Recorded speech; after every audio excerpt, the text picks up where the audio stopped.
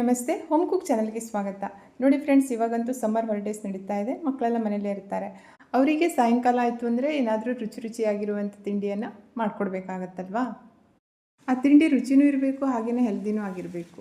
ಅದಕ್ಕೆ ಇವತ್ತು ನೋಡಿ ತುಂಬಾ ರುಚಿಯಾಗಿರುವಂಥ ಹೆಲ್ದಿಯಾಗಿರುವಂಥ ಹೆಸರುಬೇಳೆ ಪಕೋಡ ರೆಸಿಪಿಯನ್ನು ನಿಮ್ಮ ಜೊತೆ ಶೇರ್ ಮಾಡ್ತಾ ಇದ್ದೀನಿ. ತುಂಬಾ ಚೆನ್ನಾಗಿರುತ್ತೆ. ಇದನ್ನು ಮಾಡಲಿಕ್ಕೆ ನಾನಿಲ್ಲಿ 1 ಕಪ್ ಹೆಸರು ಬೇಳೆಯನ್ನು ನೆನೆ ಹಾಕಿಟ್ಟಿದ್ದೇನೆ. ಅಂದರೆ ಒಂದು 5ರಿಂದ 6 ತಾಸು ನೆನೆ ಹಾಕಿಟ್ರೆ ಸಾಕು, ಚೆನ್ನಾಗಿ ನೆಂದಿರಬೇಕು. ಇದು ಓವರ್ನೈಟ್ ನೆನೆ ಹಾಕಿಟ್ರೆ ಬೆಳಿಗ್ಗೆ ಮಾಡ್ಕೊಳ್ಳಿಕ್ಕಾಗುತ್ತೆ, ಅಥವಾ ಬೆಳಿಗ್ಗೆ ನೆನೆ ಹಾಕಿಟ್ರೆ ಸಾಯಂಕಾಲ ಮಾಡಲಿಕ್ಕಾಗುತ್ತೆ. ನೋಡಿ, ಈ ಹೆಸರು ಬೇಳೆಯಲ್ಲಿರುವಂಥ ನೀರನ್ನೆಲ್ಲ ಪೂರ್ತಿಯಾಗಿ ಜಾಳಿಸ್ಕೊಳ್ಬೇಕಾಗತ್ತೆ. ಇದನ್ನು ಗ್ರೈಂಡ್ ಮಾಡಲಿಕ್ಕೆ ಸ್ವಲ್ಪನೂ ನೀರನ್ನು ಹಾಕಬಾರ್ದು, ಕೇವಲ ಬೇಳೆಯನ್ನಷ್ಟೇ ಗ್ರೈಂಡ್ ಮಾಡಬೇಕು. ಆದರೆ ಇದನ್ನು ತರಿಯಾಗಿ ಗ್ರೈಂಡ್ ಮಾಡಬೇಕು. ನೋಡಿ, ಹೆಸರು ಬೇಳೆಗೆ ನೀರನ್ನು ಹಾಕದೇ ಇದ್ದರೂ ಸಹ ಅದು ಚೆನ್ನಾಗಿ ಗ್ರೈಂಡ್ ಆಗುತ್ತೆ, ಯಾಕೆಂದರೆ ಇದು ಸರಿಯಾಗಿ ನೆಂದಿದೆಯಲ್ಲ.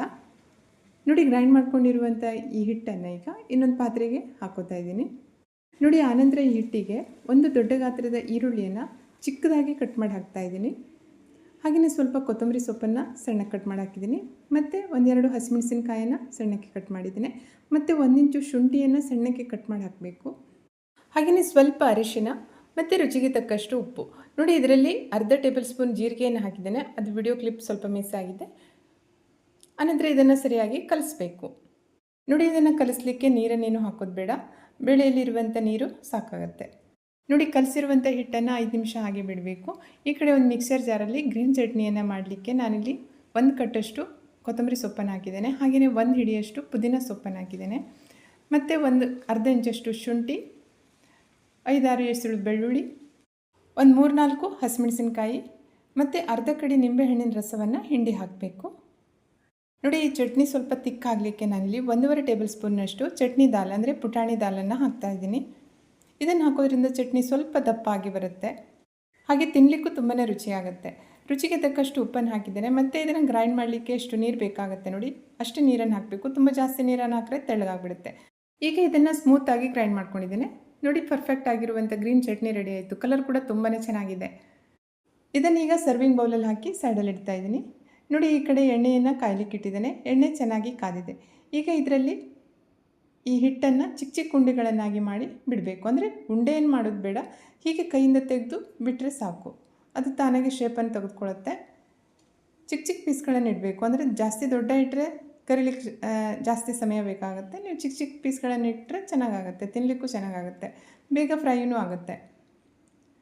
ಹಾಕಿದ ತಕ್ಷಣ ಸ್ಪೂನನ್ನು ಹಾಕೋದು ಬೇಡ, 1 ನಿಮಿಷ ಇದನ್ನು ಹಾಗೆ ಬಿಡೋಣ. ಆನಂತರ ಇದಕ್ಕೆ ಸ್ಪೂನನ್ನು ಹಾಕಿ ಸ್ಟರ್ ಮಾಡ್ತಾನೆ ಇದನ್ನು ಕರಿಬೇಕಾಗುತ್ತೆ. ನೋಡಿ, ಎಣ್ಣೆ ಚೆನ್ನಾಗಿ ಕಾದಿರಬೇಕು. ಆನಂತರ ಇದನ್ನು ಮೀಡಿಯಮ್ ಫ್ಲೇಮಲ್ಲಿ ಕರಿಬೇಕು. ಒಳಗಡೆ ಸರಿಯಾಗಿ ಬೇಯಬೇಕಲ್ಲ, ಅದಕ್ಕೋಸ್ಕರ ಮೀಡಿಯಮ್ ಫ್ಲೇಮಲ್ಲಿ ನಿಧಾನಕ್ಕೆ ಇದನ್ನು ಫ್ರೈ ಮಾಡಬೇಕಾಗುತ್ತೆ. ನೋಡಿ, ಇದು ಈಗ ಕ್ರಿಸ್ಪಿನೂ ಆಗಿದೆ, ಹಾಗೆಯೇ ಕಲರ್ ಕೂಡ ಚೆನ್ನಾಗಿ ಬಂದಿದೆ. ಈಗ ಈ ಪಕೋಡವನ್ನು ತೆಗೆದು ಒಂದು ಟಿಶ್ಯೂ ಪೇಪರ್ ಮೇಲೆ ಹಾಕ್ತಾಯಿದ್ದೀನಿ. ಉಳಿದಿರುವಂಥ ಎಣ್ಣೆ ಏನಾದರೂ ಹಿಡ್ಕೊಳ್ಳುತ್ತೆ. ನೋಡಿ, ಪಕೋಡ ಎಷ್ಟು ಕ್ರಿಸ್ಪಿಯಾಗಿ ಬಂದಿದೆ ಅಂತ ಅದ್ರ ಸೌಂಡ್ ನಿಮ್ಗೆ ಕೇಳ್ತಾ ಇರ್ಬೋದಲ್ಲ. ತುಂಬಾ ಚೆನ್ನಾಗಿ ಬರುತ್ತೆ, ಸುಲಭವಾಗಿ ಮಾಡ್ಕೊಳ್ಬೋದು.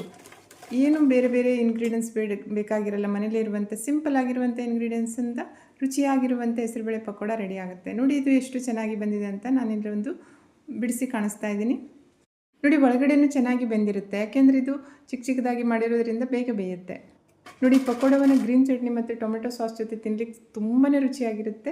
ತುಂಬ ರುಚಿಯಾಗಿ ಮತ್ತು ಸಿಂಪಲ್ಲಾಗಿ ಮಾಡ್ಕೊಳ್ಳುವಂಥ ಈ ಹೆಸರುಬೇಳೆ ಪಕೋಡದ ರೆಸಿಪಿ ತಮಗೆಲ್ಲ ಇಷ್ಟ ಆದರೆ ನೀವು ಸಹ ಟ್ರೈ ಮಾಡಿ, ಹಾಗೆಯೇ ಸಮ್ಮರನ್ನು ಎಂಜಾಯ್ ಮಾಡಿ. ಇನ್ನೂ ನನ್ನ ಚಾನಲ್ಗೆ ಸಬ್ಸ್ಕ್ರೈಬ್ ಆಗಿಲ್ಲ ಅಂದರೆ ಪ್ಲೀಸ್ ಸಬ್ಸ್ಕ್ರೈಬ್ ಆಗಿ, ವಿಡಿಯೋವನ್ನು ಲೈಕ್ ಮಾಡಿ ಮತ್ತು ಶೇರ್ ಮಾಡೋದನ್ನು ಮರಿಬೇಡಿ. ಇನ್ನೊಂದು ರುಚಿಯಾಗಿರುವಂಥ ಹಾಗೆ ಈಸಿಯಾಗಿ ಮಾಡ್ಕೊಳ್ಳುವಂಥ ರೆಸಿಪಿಯೊಂದಿಗೆ ಪುನಃ ಭೇಟಿಯಾಗೋಣ. Thank you.